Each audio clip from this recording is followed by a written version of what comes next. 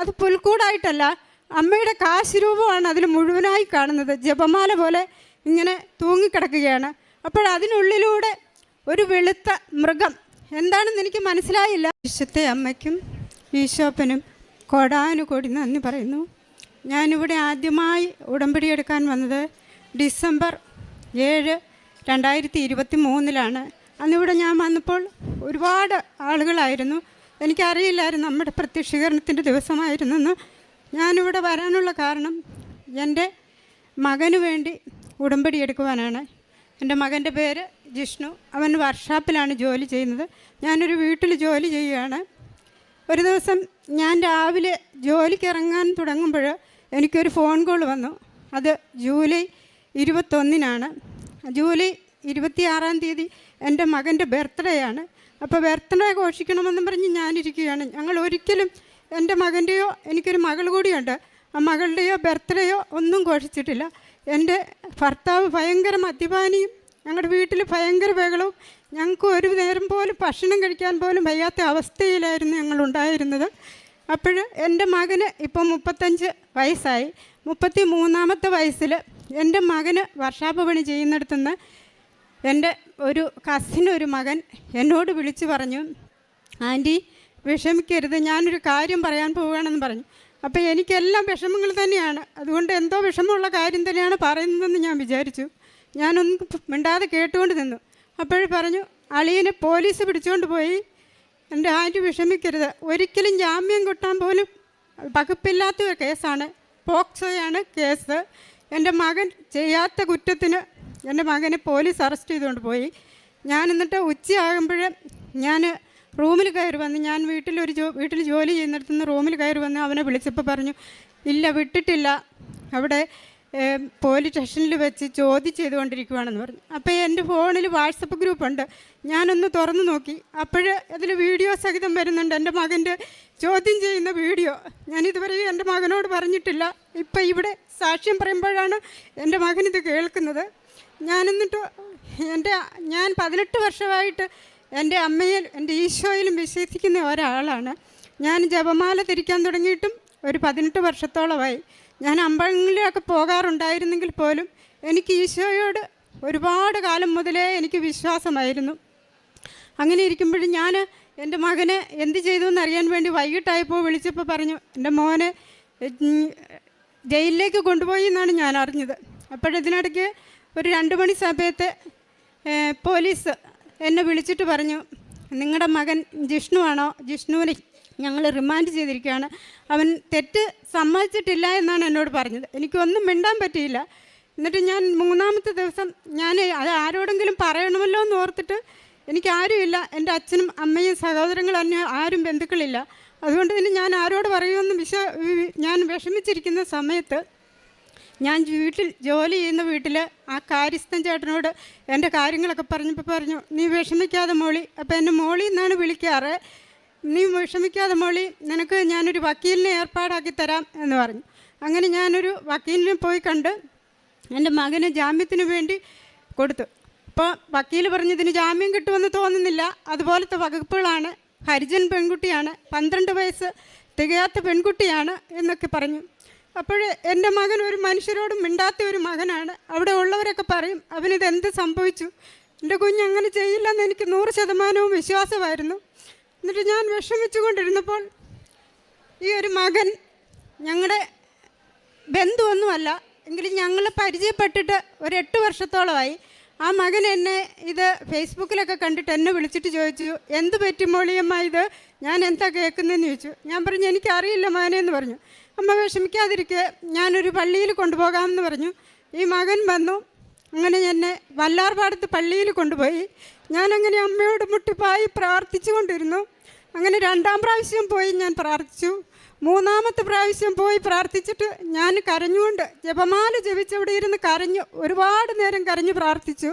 എന്നിട്ട് വെളിയിലിറങ്ങി ഞാൻ എൻ്റെ അമ്മയോട് പറഞ്ഞു, അമ്മേ എൻ്റെ കുഞ്ഞിനെ എനിക്ക് തിരിച്ചു തരണം, എൻ്റെ മകനെ എൻ്റെ അമ്മ ചേർത്ത് പിടിച്ചിരിക്കുന്ന പോലെ എൻ്റെ മകനെ ചേർത്ത് പിടിച്ച് എനിക്കിവിടെ വരാനിടയാക്കണം.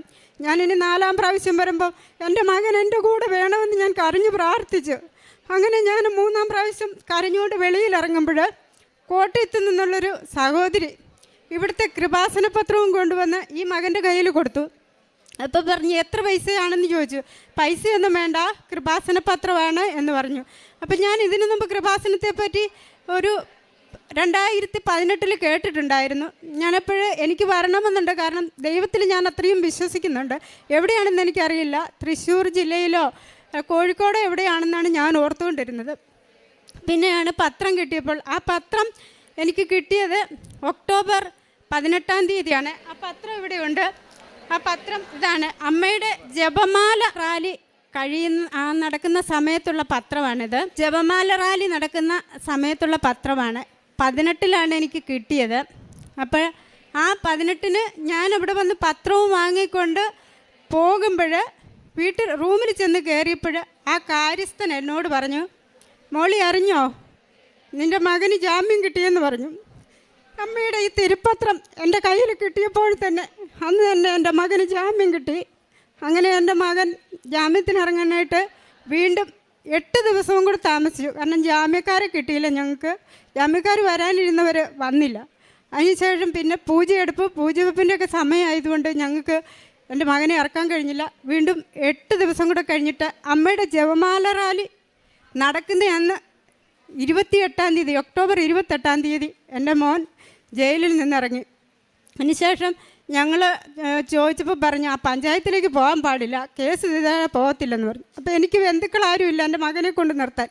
അങ്ങനെ ഞാൻ എന്ത് ചെയ്യണമെന്നറിയാതെ കരഞ്ഞുകൊണ്ടിരുന്നപ്പോൾ എൻ്റെ ഒരു ബന്ധു ചേച്ചിയുണ്ട്, അവരുമായിട്ട് ഞങ്ങൾ വലിയ സഹകരണമൊന്നും അല്ലായിരുന്നെങ്കിൽ പോലും ഞാൻ അപ്പോഴും വിളിച്ചു. അപ്പോൾ പറഞ്ഞു, മോളെ നീ എന്തിനാണ് വിഷമിക്കുന്നത്, മോനെ എൻ്റെ വീട്ടിലേക്ക് കൊണ്ടുപോരെന്ന് പറഞ്ഞു. അങ്ങനെ എൻ്റെ മകനെ അവിടെ നിർത്താനൊരവസരം എൻ്റെ ദൈവമാതാവ് എനിക്ക് തന്നു. അതിനുശേഷം നവംബർ 8-ാം തീയതി എൻ്റെ മകൻ്റെ കേസ് വെച്ചിരുന്നു. ആ കേസിന് ഞങ്ങൾ പോകുമ്പോൾ ഞാൻ അമ്മയോട് പ്രാർത്ഥിച്ചിട്ടാണ് പോയത്, എൻ്റെ അമ്മ മാതാവേ എൻ്റെ കുഞ്ഞിനെ ഒന്നും സംഭവിക്കരുതെന്ന്. അവിടെ ചെന്നപ്പോൾ കേസ് മാറ്റി വെച്ചു എന്നാണ് പറഞ്ഞത്. ആ കോടതിയിലല്ല, ഇടുക്കി കോടതിയിലേക്ക് മാറ്റിയെന്ന് പറഞ്ഞു. അങ്ങനെ ഞങ്ങൾ കയറാൻ പറ്റിയില്ല, തിരിച്ചു പോന്നു. അതിനുശേഷം വീണ്ടും ഞാൻ കേസുകൾ വെച്ചു. പിറ്റേ മാസം 10-ാം തീയതി അങ്ങനെ ഇടുക്കി കോടതിയിൽ പോയി. അത് കഴിഞ്ഞ് ഞാൻ ഇവിടെ വന്ന് ഈ പത്രം വായിച്ചു നോക്കി, ഞാൻ എല്ലാ സാക്ഷ്യങ്ങളും കേട്ടു. അത് കഴിഞ്ഞ് ഡിസംബർ 7-ാം തീയതിയാണ് ഇവിടെ വന്ന് ഉടമ്പടി എടുത്തത്. അന്നിവിടെ ഭയങ്കര ജനമായിരുന്നു. പക്ഷേ ഡിസംബർ 7 അമ്മയുടെ ഇവിടെ അമ്മ പ്രത്യക്ഷപ്പെട്ട ദിവസമാണെന്നൊന്നും എനിക്ക് അറിയില്ലായിരുന്നു. പിന്നെയാണ് ഞാൻ ഈ ഉടമ്പടി പുസ്തകം വായിക്കുമ്പോഴാണ് അറിയുന്നത് അമ്മയുടെ പ്രത്യക്ഷപ്പെട്ട ദിവസമായിരുന്നെന്നും അന്നൊരു വലിയ അനുഗ്രഹമുള്ള ദിവസമായിരുന്നെന്നും. അത് കഴിഞ്ഞ് ഞാൻ 2-3 ദിവസം കഴിഞ്ഞപ്പോൾ ഞാനിങ്ങനെ പ്രാർത്ഥിച്ചിട്ട് കിടക്കുമ്പോൾ ഞാനൊരു വലിയ ജപമാല ഞാൻ സ്വപ്നം കണ്ടു. അപ്പോഴെനിക്ക് മനസ്സിലായി അമ്മയുടെ ജപമാലയിലൂടെ മാത്രമേ എനിക്ക് രക്ഷപ്പെടാൻ സാധിക്കുകയുള്ളൂ. ഞാനങ്ങനെ വീണ്ടും പ്രാർത്ഥിച്ചുകൊണ്ടിരുന്നു. അങ്ങനെ വീണ്ടും ഒരു ദിവസം കൂടി ഞാനൊരു സ്വപ്നം കണ്ടു. ഡിസംബർ 21 2 ദിവസം കഴിയുമ്പോൾ ക്രിസ്മസ് ആണ്. അപ്പോഴും ഞാനൊരു പുൽക്കൂടാണ് സ്വപ്നം കാണുന്നത്. അത് പുൽക്കൂടായിട്ടല്ല, അമ്മയുടെ കാശുരൂപമാണ് അതിൽ മുഴുവനായി കാണുന്നത്. ജപമാല പോലെ ഇങ്ങനെ തൂങ്ങിക്കിടക്കുകയാണ്. അപ്പോഴതിനുള്ളിലൂടെ ഒരു വെളുത്ത മൃഗം, എന്താണെന്ന് എനിക്ക് മനസ്സിലായില്ല, ആ മൃഗം അങ്ങോട്ടും ഇങ്ങോട്ടും ഓടുകയാണ്. ആ മൃഗം എന്നെ നോക്കി ചിരിക്കുന്നുണ്ട്. ഞാൻ ഓർത്ത് ഇതെന്താണ് ഈ മൃഗം ഇങ്ങനെ എന്നെ നോക്കി ചിരിക്കുന്നത്. അങ്ങനെ ഇത്തിരി കഴിഞ്ഞപ്പോൾ എൻ്റെ മകൻ ഈ കാശുരൂപം, എൻ്റെ ഉടമ്പടി എടുത്ത കാശുരൂപം കൊണ്ടുവന്ന് ആ പുൽക്കൂടിനകത്തേക്ക് വെച്ചിട്ട് പറയണേ, അമ്മേ ഞാനിത് മറന്നു പോകാതിരിക്കാൻ ഇവിടെ ഇരിക്കട്ടെ എന്ന് പറഞ്ഞു. ഞാൻ അപ്പോഴും ഉണർന്നു. അങ്ങനെ എനിക്ക് മനസ്സിലായി എൻ്റെ പരിശുദ്ധ ഈശോയും എൻ്റെ കുഞ്ഞിനെ രക്ഷിക്കുമെന്ന്. അങ്ങനെ ഓരോ കേസുകൾ ഓരോ മാസം ഇങ്ങനെ വെച്ചുകൊണ്ടിരുന്നപ്പോൾ ചില കേസുകൾക്ക് വക്കീൽ പറയും, നീ വരണ്ടടാ, നീ പൊക്കോ, ഞാനും ശരിയാക്കിക്കോളാം എന്ന് പറയും. അങ്ങനെ ഓരോ കേസുകളും മാറ്റി മാറ്റി വെച്ചുകൊണ്ടിരിക്കും. ആഴ്ചയിൽ 2-3 കേസുകൾ വയ്ക്കും. ഞങ്ങൾക്കൊരു നിവർത്തിയില്ല, ഞാൻ പണിയുന്ന വരുമാനം മാത്രമേ ഉള്ളൂ. അങ്ങനെ എൻ്റെ മകന് ഞാനൊരു ജോലിക്ക് വേണ്ടി പ്രാർത്ഥിച്ചുകൊണ്ടിരുന്നു. എൻ്റെ അമ്മേ, എൻ്റെ കുഞ്ഞിന് നിൽക്കാൻ ഒരിടം കിട്ടണമേ, അവിടെ നിന്ന് എൻ്റെ മകൻ്റെ ചിലവ് കഴിഞ്ഞാൽ മതി, എനിക്ക് വേറെ നിവൃത്തിയില്ല എന്നോർത്തു ഞാൻ പ്രാർത്ഥിച്ചു കൊണ്ടിരുന്നു. 5 ദിവസത്തേക്ക് എൻ്റെ മകനൊരു റൂമിൽ കഴിയേണ്ടി വരുന്നു.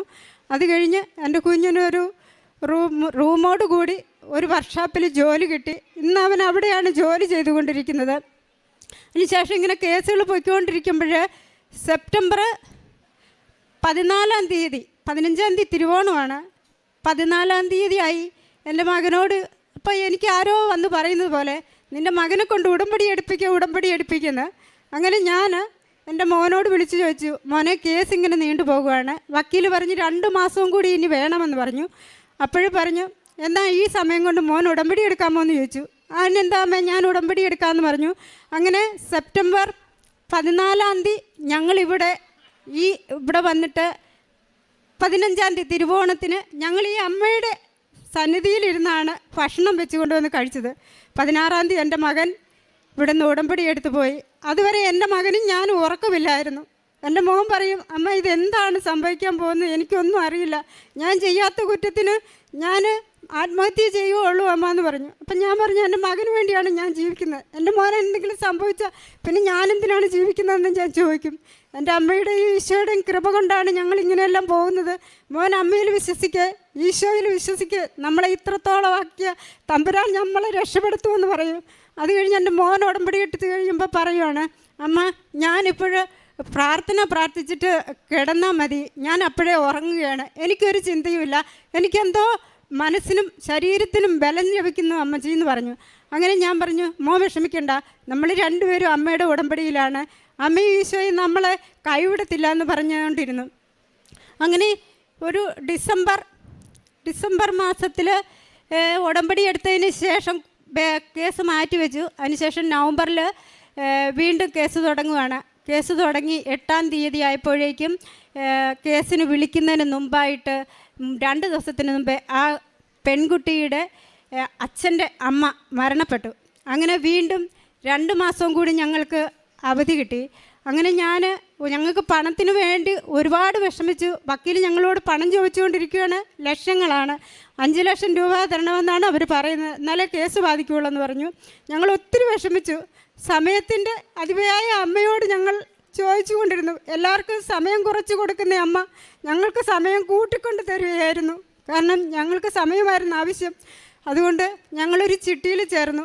അപ്പോൾ ഞാൻ പറഞ്ഞു, ഇനി ചിട്ടി കിട്ടാൻ ഒരുപാട് ദിവസം വേണം, 4 മാസം ചിട്ടി അടച്ചെങ്കിലേ നമുക്ക് ചിട്ടി കിട്ടുകയുള്ളൂ, നമ്മൾ എന്ത് ചെയ്യും മോനെ എന്ന് ചോദിച്ചു. അപ്പോഴെല്ലാം അമ്മ ഞങ്ങൾക്ക് സമയം നീട്ടിക്കൊണ്ട് തന്നിരുന്നു. അങ്ങനെ എൻ്റെ മകനെ ഞാൻ അച്ഛനെ കാണാൻ വേണ്ടി ഇവിടെ കൊണ്ടുവന്നു. 2024 ജൂലൈ 21 ഞങ്ങൾ അച്ഛനെ കണ്ട് അച്ഛൻ തലയ്ക്ക് പിടിച്ച് പ്രാർത്ഥിച്ചിട്ട് മോനോടൊരു ദിവസം പറഞ്ഞായിരുന്നു. പക്ഷേ അതെന്താണെന്ന് എൻ്റെ മോൻ കേട്ടില്ല. ഞാൻ പറഞ്ഞു, മോനൊന്നുകൂടി ചോദിക്കാമല്ലായിരുന്നു എന്ന് ചോദിച്ചപ്പം അവൻ ആരോടും ഒന്നും മിണ്ടില്ല. അപ്പോഴും പറഞ്ഞു, എന്തോ പറഞ്ഞമ്മ എന്ന് പറഞ്ഞു. അപ്പോൾ ഡേറ്റ് ആയിരിക്കും പറഞ്ഞതെന്ന് ഞാൻ ഓർത്തു. കുഴപ്പമില്ല, അച്ഛൻ പ്രാർത്ഥിച്ചല്ലോ, അത് മതി, നമുക്ക് അനുഗ്രഹം ഉണ്ടാകും മോനെ എന്ന് പറഞ്ഞു. അച്ഛൻ ഡേറ്റ് പറഞ്ഞു. കഴിഞ്ഞത് 6 മാസത്തെ ഡേറ്റാണ് പറഞ്ഞത്. ഞങ്ങൾക്ക് ഡിസംബർ 10-ാം തീയതി വീണ്ടും കേസ് വെച്ചു. 9-ാം തീയതി വീണ്ടും കേസ് വെച്ചു. ആ കേസിന് വിളിച്ചപ്പോൾ ആ പെൺകുട്ടിക്ക് വേണ്ടിയിട്ടും ആ കുടുംബത്തിന് വേണ്ടിയിട്ടും ഞങ്ങൾ പരിശുദ്ധാത്മാവിനോട് പ്രാർത്ഥിച്ചുകൊണ്ടിരുന്നു. ഞങ്ങൾക്ക് ഈ കേസ് മുമ്പോട്ട് കൊണ്ടുപോകാൻ പറ്റരുത്, എൻ്റെ അമ്മ മാതാവേ, ഞങ്ങൾക്ക് പണമില്ല കൊടുക്കാനെന്ന് പറഞ്ഞു. അങ്ങനെ അവർ ആ കേസിൻ്റെ അന്ന് വന്നിട്ട് 2024 ഡിസംബർ 9-ാം തീയതി വന്ന് കോടതിയിൽ വന്ന് പറഞ്ഞു, ഞങ്ങളിനി ഈ കേസ് മുമ്പോട്ട് കൊണ്ടുപോകുന്നില്ല, ഞങ്ങളിവിടെ വെച്ച് തീർക്കുകയാണെന്ന് പറഞ്ഞു. പരിശുദ്ധാത്മാവിൻ്റെ ശക്തിയാൽ അവർ എൻ്റെ മകൻ്റെ കേസ് വേണ്ടാന്ന് വെച്ചു. അവർക്ക് മനസ്സിലായി ഞങ്ങൾ തെറ്റ് ചെയ്തിട്ടില്ല എന്ന് പലരോടും പറഞ്ഞതായിട്ട് ഞങ്ങൾ കേട്ടു. എൻ്റെ മകളെ ഒന്നും ചെയ്തിട്ടില്ല എന്നും പറയുന്നത് ഞങ്ങൾ കേട്ടിട്ടുണ്ട്. എങ്കിലും അവർ മുന്നോട്ട് കൊണ്ടുപോയി കഴിഞ്ഞാൽ ആ പെൺകുട്ടിയെ വീണ്ടും ജയിലിൽ ശിക്ഷിക്കേണ്ടി വരും. അതുകൊണ്ടാണ് അവർ മുമ്പോട്ട് പോയതെന്ന് ഞങ്ങൾക്കറിയാമായിരുന്നു. എങ്കിലും അവരങ്ങനെ തന്നെ പറഞ്ഞുകൊണ്ടിരുന്നു കഴിഞ്ഞാൽ ഞങ്ങളുടെ കേസ് മുമ്പോട്ട് പോകുകയുള്ളൂ. എന്തായാലും അമ്മയുടെയും ഈശോയുടെയും അനുഗ്രഹത്താൽ എൻ്റെ കുഞ്ഞിൻ്റെ കേസ് ഡിസംബർ 21-ാം തീയതി എല്ലാ കാര്യങ്ങളും തീർത്തു തന്നു. അങ്ങനെ പിന്നെ ഇനി 2ാമത്തെ സാക്ഷ്യത്തിൽ എൻ്റെ മകൾക്ക് വേണ്ടിയായിരുന്നു. എൻ്റെ മകൾ 2018 ഈ പ്രളയം നടക്കുന്ന സമയത്ത് എൻ്റെ മകൾ അവളുടെ ഭർത്താവിൻ്റെ കൂടെയും മക്കളെയും ഉപേക്ഷിച്ചിട്ട് പിണങ്ങിപ്പോയി. എൻ്റെ ജീവിതത്തിൽ എന്നും എനിക്ക് സങ്കടങ്ങൾ മാത്രമേ ഉള്ളൂ. അപ്പോൾ ഞാൻ അവൾക്ക് വേണ്ടി 2ാമത്തെ ഉടമ്പടിയിൽ വെച്ച് പ്രാർത്ഥിച്ചിട്ടുണ്ടായിരുന്നു. അങ്ങനെ ഞാനൊരു ഡേറ്റ് ഇട്ട് പ്രാർത്ഥിച്ചു. മെയ് 24-ാം തീയതി അവളുടെ ബർത്ത്ഡേ ആണ്. അമ്മ മാതാവേ, എൻ്റെ മകള് എൻ്റെ വീട്ടിലേക്ക് വരണേന്ന് ഞാൻ പ്രാർത്ഥിച്ചു. അപ്പോഴമ്മ മെയ് 19-ാം തീയതി അവൾ എൻ്റെ വീട്ടിൽ വന്നെങ്കിലും അവൾ തിരിച്ചു പോയി. ഇപ്പോഴും ഞാൻ വീണ്ടും അമ്മയോട് സമയം കൂട്ടി ചോദിച്ചു. അമ്മ സഞ്ചാരി മാതാവ്, എല്ലാവരുടെയും കാര്യങ്ങൾ നടത്തുന്ന അമ്മ, ഞങ്ങളുടെ കാര്യത്തിൽ ഇച്ചിരി മുമ്പോട്ട് പൊക്കോട്ടെ എന്ന് ഞാൻ വിചാരിച്ചു. എന്തായാലും എനിക്ക് അമ്മ ചെയ്തു തരുമെന്ന് എനിക്കറിയാം. അങ്ങനെ സെപ്റ്റംബർ 14 എൻ്റെ മകള് എൻ്റെ 2 മക്കളെയും കൂട്ടി തിരുവോണത്തിൻ്റെ എൻ്റെ വീട്ടിലേക്ക് കടന്നു വന്നു. ഇന്നവർ സുഖമായിട്ട് ജീവിക്കുകയാണ്. പിന്നെ ഞാൻ സാക്ഷ്യത്തിൽ വയ്ക്കാത്ത ഒരു കാര്യമുണ്ട്. എൻ്റെ ചെറുമകൾക്ക് ഒരു ഓപ്പറേഷൻ വേണമെന്നും പറഞ്ഞ് പെട്ടെന്ന് വിളിച്ച് പറഞ്ഞു. ഞാൻ നിൽക്കുന്ന വീട്ടിൽ നിന്ന് അവർ പറഞ്ഞു, അവരോട് ഞാൻ ചോദിച്ചു, എനിക്ക് എൻ്റെ കുഞ്ഞിനെ ഓപ്പറേഷൻ തിയേറ്ററിലേക്ക് കയറ്റിയിരിക്കുവാണ്, ഞാൻ എന്താ ചെയ്യേണ്ടത്, എനിക്കൊന്ന് പോകണമെന്ന് പറഞ്ഞു. ഞാൻ തിരുവനന്തപുരം മെഡിക്കൽ കോളേജിലാണ്. ഞാൻ അങ്ങനെ അവിടെ നിന്ന് തൊടുപുഴയിൽ നിന്ന് ബസ്സിൽ കയറിയിരുന്ന് ജപമാല ജപിച്ചുകൊണ്ട് ഞാൻ കോട്ടയത്തെത്തി. കോട്ടയത്തു നിന്ന് ഞാൻ വീണ്ടും ഒരു ബസ്സിലേക്ക് കയറി. അപ്പോൾ പാലായിൽ നിന്നൊരു മകൾ എൻ്റെ കൂടെ കയറിയിരുന്നു. ആ മകൾ എന്നോട് പറഞ്ഞു, ചേച്ചി എവിടെ പോകുകയെന്ന് ചോദിച്ചു. ഞാൻ പറഞ്ഞു, തിരുവനന്തപുരം മെഡിക്കൽ കോളേജിലായിട്ടാണ്. എൻ്റെ മകളുടെ കുഞ്ഞിനൊരു ഓപ്പറേഷനുണ്ട്, എനിക്കറിയില്ല എന്താണെന്ന്. പെട്ടെന്ന് ഓപ്പറേഷൻ തിയേറ്ററിൽ കയറ്റിയതാണ്. അപ്പോൾ ആ മകൾ പറഞ്ഞില്ല, ചേച്ചിയുടെ മോളെ ഓപ്പറേഷൻ ചെയ്യത്തില്ല ചേച്ചി എന്ന് പറഞ്ഞു. അങ്ങനെ കൃപാസന പത്രം എൻ്റെ കയ്യിലേക്ക് തന്നു. ഞാൻ പറഞ്ഞു, മോളെ ഞാനും കൃപാസനത്തിൽ പോകുന്നു, കുഴപ്പമില്ല, മോളുടെ കയ്യിൽ പത്രം ഉണ്ടെങ്കിൽ എൻ്റെ കയ്യിൽ തന്നേക്കാൻ പറഞ്ഞു. ഞാൻ ആ കുഞ്ഞിൻ്റെ നിന്ന് പത്രം കുറെ കൂടെ വാങ്ങിച്ച് ഞാൻ മെഡിക്കൽ കോളേജിലേക്ക് പോയി. ഞാൻ അവിടെ ചെന്നപ്പോൾ എൻ്റെ മകളെ ഒരു ഓപ്പറേഷനും കൂടാതെ എൻ്റെ കുഞ്ഞിൻ്റെ ദേഹത്ത് കത്തിവെക്കാതെ എൻ്റെ കുഞ്ഞിനെ വെളിയിലിറക്കി. എൻ്റെ കുഞ്ഞിന് 6 മാസമായിപ്പോൾ ഒരു കുഴപ്പവുമില്ലാതെ അവൾ സുഖമായിട്ട് ഇപ്പം പരീക്ഷയ്ക്ക് പോയിരിക്കുകയാണ്. അതുകൊണ്ടാണ് ഞാൻ എൻ്റെ മക്കളെ കൊണ്ടുവരാത്തത്. അവർ സുഖമായിട്ട് ജീവിക്കുന്നു. ഈശോയ്ക്കും മാതാവിനും 1000 നന്ദിയുണ്ട്. എൻ്റെ ഈ കേസിൽ നിന്ന് എന്നെ മോചിപ്പിച്ച് തന്നതിന് ഈശോയ്ക്കും മാതാവിനും കോടാനുകോടി നന്ദിയുണ്ട്. പ്രേക്ഷിത പ്രവർത്തനങ്ങൾ ഞങ്ങൾ അവിടെ ഒരു അനാഥാലയമുണ്ട്. അവിടുത്തെ കുട്ടികൾക്ക് ഞങ്ങൾ ഭക്ഷണം കൊടുക്കാറുണ്ട്. ഞങ്ങൾ ആ കൂടെ പോയിരുന്ന് ഭക്ഷണം കഴിക്കും. പിന്നെ ഞങ്ങൾ മെഡിക്കൽ കോളേജ്, ഇടുക്കിയിലെ മെഡിക്കൽ കോളേജിൽ ഭക്ഷണം ഞങ്ങൾ ഉണ്ടാക്കിക്കൊണ്ട്, അവർക്ക് ചോറ് കിട്ടുന്ന സ്ഥലമാണ്, പക്ഷേ കാപ്പിയാണ് കിട്ടാത്തത്. അതുകൊണ്ട് ഞങ്ങൾ വീട്ടിൽ നിന്ന് കാപ്പി ഉണ്ടാക്കിക്കൊണ്ട് പോയി കൊടുക്കാറുണ്ട്. പത്രവും ആ കൂടെ തന്നെ ഞാൻ അമ്മയുടെ തിരുത്തൈലം തേച്ച് ഞങ്ങൾ കൊണ്ടുപോകും. അതുപോലെ തന്നെ ഞാൻ വിട്ടുപോയ കുറച്ച് കാര്യങ്ങളുണ്ട്. ഞങ്ങൾ വക്കീലിനെ കാണാൻ ഓഫീസിൽ പോകുമ്പോഴും ഞാൻ ഇവിടുത്തെ പരിശുദ്ധ ഉപ്പ് വക്കീലിൻ്റെ ഓഫീസിലിട്ട് ഞാൻ പ്രാർത്ഥിക്കാറുണ്ട്. അതുപോലെ കോടതിയിൽ പോകുമ്പോഴും കാശ് രൂപം കൊണ്ടുപോകും. എൻ്റെ മകൻ ഉപ്പിട്ട് പ്രാർത്ഥിക്കും. പിന്നെ ഈ വാദി ഭാഗം കുട്ടിയുടെ വക്കീൽ ഞങ്ങളുടെ വീടിൻ്റെ തൊട്ടയലോക്കത്തുള്ളതാണ്. ഞങ്ങൾക്കൊന്നും ആ ആളിനോട് പറയാൻ കഴിയില്ല. അതുകൊണ്ട് തന്നെ ഞാൻ ആ ആളിൻ്റെ വീട്ടിൻ്റെ അവിടെ പോയി ഉപ്പിട്ട് വിശ്വാസപ്രമാണം ചൊല്ലി ഞാൻ ഇടുകയും അവിടെ ഒരു കാശുരൂപം അമ്മയുടെ കൊണ്ടുവന്ന് സ്ഥാപിക്കുകയും ചെയ്തിരുന്നു. ഞാൻ പറഞ്ഞു, എൻ്റെ മകനെതിരായിട്ടൊന്നും വരുത്തല്ലേ എൻ്റെ അമ്മയെന്ന് പറഞ്ഞ് ഞാൻ പ്രാർത്ഥിക്കുമായിരുന്നു. പിന്നെ ഞങ്ങൾക്ക് കഴിയുന്ന രീതിയിൽ ഞങ്ങൾ എല്ലാവർക്കും എല്ലാ കാര്യങ്ങളും ചെയ്തു കൊടുക്കാറുണ്ട്. ഞങ്ങളുടെ കയ്യിൽ പൈസയില്ല, ഞാനൊരു നേരത്തെ ഭക്ഷണം കഴിച്ചില്ലെങ്കിലും ഞാൻ മറ്റുള്ളവർക്ക് വേണ്ടി സഹായിക്കാറുണ്ട്. അതുകൊണ്ട് എൻ്റെ അമ്മയ്ക്കും ഈശോപ്പനും